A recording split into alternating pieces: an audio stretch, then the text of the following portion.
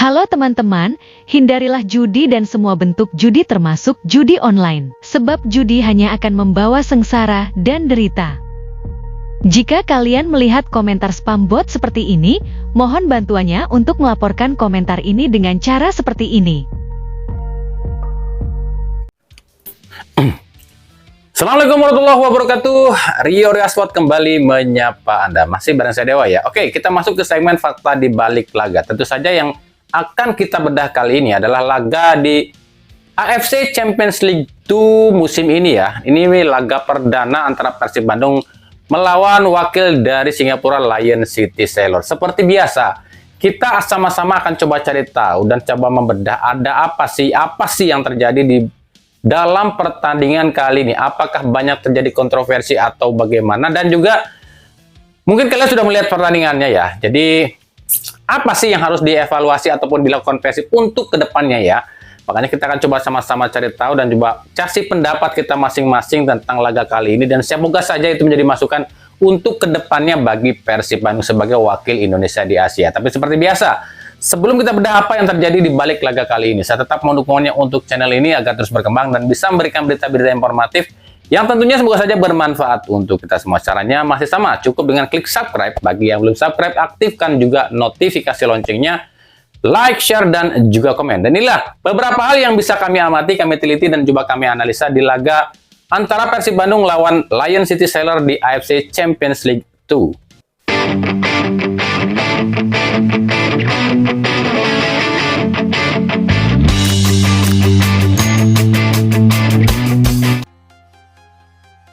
Inilah beberapa hal yang bisa kami amati di laga AFC Champions League 2 antara Persib Bandung melawan Lion City Sailors.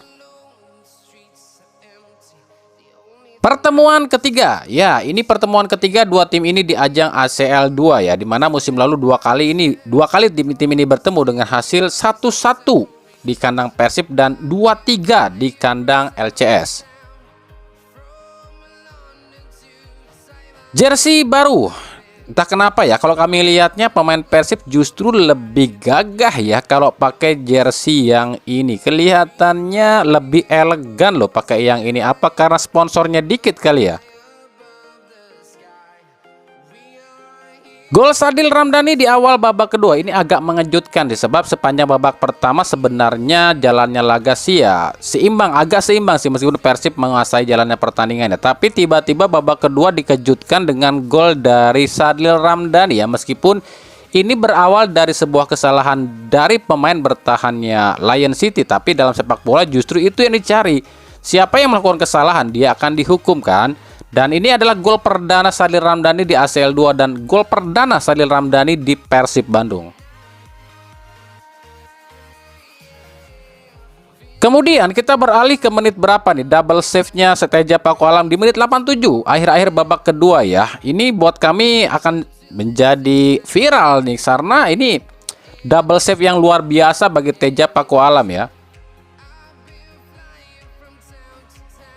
Tapi akhirnya apa ya? Kemenangan yang di depan mata pun akhirnya sirna ya di menit injury time babak kedua. Gol Lennart Tai lewat sundulan ini memang jadi gol perdana Lennart Tai di ACL 2 musim ini. Tapi gol ini pun sekaligus memupus mimpi Persib atau kemenangan Persib yang udah di depan mata. Dan kalau kami bahas lebih dalam lagi ya, betul memang hasil 1-1 ini tuh lebih bagus dibandingkan dengan musim lalu. Dimana musim lalu itu di laga perdana aja di ACL 2, Persib itu kalah 0-1 loh dari wakil Thailand Port FC di kandang malah. Dan kalau kami lihat secara permainan sebenarnya Persib di laga ini jauh lebih bagus dibandingkan di Liga. Entah kenapa kami pun gak tahu apakah karena di laga ini tuh hampir full pemain asing atau memang para pemain Persib udah mulai adaptasi. Ya meskipun kelemahan utamanya masih kelihatan ya, terutama di laga ini tuh ada di lini depan. Ramon Tanke seolah belum bisa menemukan sentuhannya. Ini yang membuat Uliam Baros ataupun Sadil Ramdhani seolah nggak punya tujuan di lini depan. Makanya kami bilang kalau secara permainan sebenarnya Persib udah cukup bagus, lebih bagus dibandingkan pertandingan-pertandingan sebelumnya ya. Cuma kesalahannya itu kalau di laga ini ya, buat kami pribadi lo ya, kesalahannya itu adalah terlalu banyak buang peluang, dan ini hal yang gak baik dalam dunia sepak bola. Karena dalam dunia sepak bola itu ada sebuah hukum yang tak tertulis, di mana sebuah tim yang terlalu banyak buang peluang pasti akan dihukum, dan ini terjadi pada Persib. Kemenangan yang sudah di depan mata justru sirna di menit-menit akhir. Dan kalau kami catat dari babak pertama sampai babak kedua, paling tidak itu ada 5 peluang emas yang gagal dikonversi. Di babak pertama aja kalau nggak salah ada 2 peluang yang ini bisa jadi gol ya. Pertama dari Sadil Ramdhani, lalu dari Eliano Ranger juga. Di babak kedua ada beberapa peluang yang sebenarnya bisa jadi gol tapi nggak bisa dikonversikan, seperti peluang emasnya Bergwinho di menit berapa nih? 88 atau 89. Lalu bola dari kiri itu ya, Beckham Putra itu tinggal tembak doang pun malah digocek lagi tuh ya. Yang terakhir adalah sundulan dari Bergwinho pun masih bisa ditepis oleh kipernya LCS. Dan kembali kami soroti di sini ya, lagi-lagi permasalahan yang sama, permasalahan dari tahun lalu pun gak juga dibenahi oleh manajemen Persib, yakni soal tumpulnya lini serang. Berkali-kali kami bahas soal Persib, berkali-kali kami analisa permainan Persib, berkali-kali kami berikan saran pada Persib, tapi gak pernah didengarkan. Apa itu? Yakni simple, ambil pelatih striker. Dari musim lalu, meskipun Persib juara musim lalu di Liga, tapi kan kelihatan penurunan jumlah gol yang bisa dicetak oleh para pemain Persib. Betul, memang Persib musim ini mendatangkan striker lebih banyak dari musim lalu. Punya 3 striker asing lu Persib, tapi baru 1 striker yang bisa cetak gol, Uliam Baros. Itu pun dengan catatan Uliam Baros mencetak gol saat dia diposisikan sebagai winger dan satunya dari titik penalti. Bagaimana dengan 2 striker lagi? Oke lah, Andrew Jung baru lahir, baru datang ke Persib ya, mungkin belum nyatu. Bagaimana dengan Ramon Tanke? Ini seolah Ramon Tanke itu top skor Liga Kamboja loh ya, yang artinya secara skill, secara kemampuan, secara performa sebenarnya dia ini gak kaleng-kaleng, tapi karena nggak ada yang latih secara khusus, jadi seolah-olah apa ya, jadi seolah senjata yang tumpul. Karena kalau kami amati secara seksama atau kalian amati secara seksama, sebenarnya taktik Boyan Hodak di laga ini tuh udah cukup bagus loh ya. Salah satunya adalah dengan menempatkan Frans Putros dan Federico Barba di sisi kiri dan kanan pertahanan Persib. Ini buat kami jenius juga sih, apalagi ditambah memang nggak ada regulasi buat memainkan pemain lokal ataupun batasan pemain asing di ACL 2. Tapi taktik seperti ini jitu loh ya. Ini terbukti winger-winger LCS seperti Batram Selar maupun pemain paling berbahaya LCS Maxime Lestien ini nggak berkutik sama sekali loh ya. Tapi memang hilangnya Mark Locke atau cederanya Mark Locke ini sangat berpengaruh ya pada permainan lini tengah, khususnya lini sektor jangkar Persib. Sebab penggantinya Tom Haye bukan jelek Tom Haye, tapi memang belum menyatu dengan tim. Terbukti ya, golnya Lenatai di menit-menit akhir ini pun ada andil karena kurangnya dari lini tengah ataupun gelandang jangkar Persib. Kenapa demikian?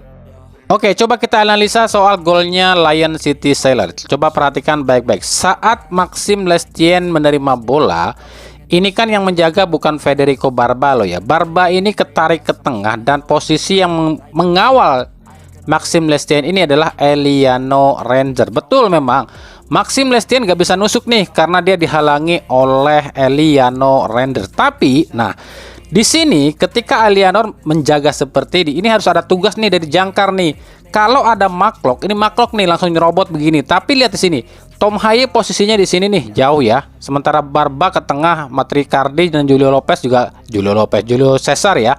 ke tengah juga. Nah, di sini permasalahannya Bergwinho itu cuma jalan kaki, nggak ikut ngebantuin Eliano Render untuk bertahan. Beda dengan Sadil.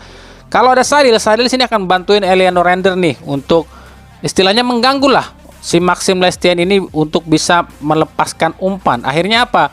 Karena si Maxim Lestienne ini nggak ada yang mengganggu, cuma dijagain dong sama Eliano Render, akhirnya dia bisa melepaskan umpan ke tengah ya. Dan di sini juga fokus dari Matricardi, Julio Cesar dan juga Federico Barba ini nggak saling saling nunggu, saling mengandalkan siapa yang akan lompat, siapa yang akan mengambil bola tersebut. Akhirnya ya udah, Lenatai berhasil memanfaatkan itu semua. Jadi itu ya.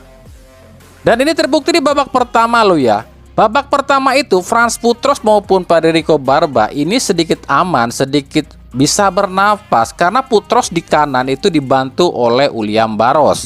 Sementara Barba di kiri dibantu oleh Sadil Ramdhani. Ketika Sadil ditarik dan William Barros ditarik lebih ke dalam, otomatis Putros dan Federico Barba nggak ada yang membackup. Awalnya kami pikir gini loh ya, ketika Persib unggul 1-0, Hodak ini akan memasukkan tambahan jangkar loh ya. Mungkin bisa menambah pemain di lini tengah sebagai pivot ya, untuk mendampingi Eliano, Tom Haye, dan Luciano.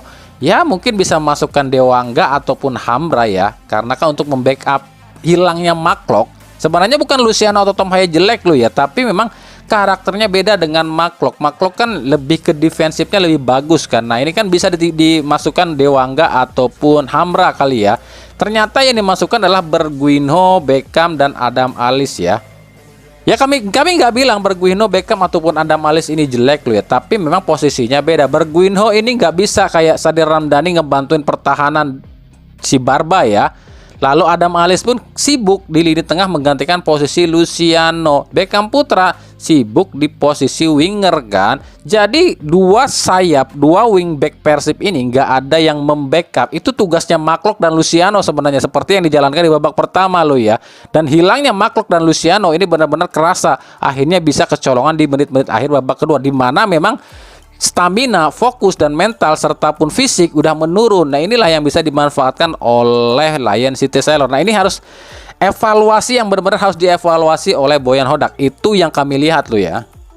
Tapi ya paling tidak melawan juara Liga Singapura dan runner-up ACL 2 musim lalu tak kalah pun ya, ini sebuah prestasi tersendiri buat Persib secara head to head loh ya. Karena memang secara head to head Persib belum terkalahkan dari Lion City Sailor. Tapi kalau bicara soal keuntungan ya, ini sebuah kerugian buat Persib. Kenapa demikian? Karena kalau laga kandang itu ini wajib poinnya 3 sebenarnya. Jadi secara keseluruhan di laga ini, kalau pendapat kami ataupun apa yang kami lihat, sebenarnya udah mulai banyak perkembangan ya. Kerangka tim udah mulai bisa jalan nih, chemistry pun udah mulai terbentuk, aliran bola pun udah mulai lancar. Nah, PR terbesarnya sendiri adalah datangkan pelatih striker dan asah lini serang Persib. Karena Persib itu akan menjalani laga-laga sulit dan laga-laga berat di Liga maupun ACL 2. Percuma punya 3 striker tapi nggak bisa cetak gol. Kembali lagi kami katakan, bukan para striker Persib ini jelek loh ya, tapi striker sebagus apapun kalau nggak ada yang asah ya akan menjadi senjata yang tumpul. Ya semoga aja manajemen Persib mendengarkan apa yang kami sarankan ya. Sebenarnya apa susahnya sih datangkan seorang pelatih kalau memang ambisi dan target Persib ini bagus di ACL dan juga hat-trick di Liga. Ya itu serahlah dari manajemen Persib lah kalau itu mah. Nah, siapa nih man of the match-nya di laga ini? Kalau menurut kalian ya, beda kan menurut AFC kan, siapa man of the match-nya? Apakah Teja Paku Alam atau kipernya Lion City atau Sadil Ramdhani? Oke, gimana? Ada yang kurang atau enggak nih? Atau yang kelewat atau enggak nih? Atau mungkin kurang tepat dari apa yang kami analisa? Kalau itu semua ada menurut kalian, oh mungkin ini harus ini nih ya, silakan saja tambahin saja di kolom komentar biar kita sama-sama mungkin sedikit memberi masukan, sedikit memberi kritikan bagi tim kesayangan kalian semua ya. Persib Bandung untuk wakil Indonesia di Asia. Dan juga jangan lupa kita akan terus pantengin juga berita-berita lain untuk Liga 1, Liga Indonesia dan juga Timnas Indonesia. Makanya jangan kemana-mana, stay tune terus di channel ini. Makasih ya. Yang udah menyaksikan video ini dan mengunjungi channel ini, kritik dan saran selalu kami nantikan di kolom komentar atau di media-media sosial kami yang ada di bawah ini. Oke, sampai jumpa di video-video kami selanjutnya dan salam Rio Hotspot. Wassalamualaikum warahmatullahi wabarakatuh.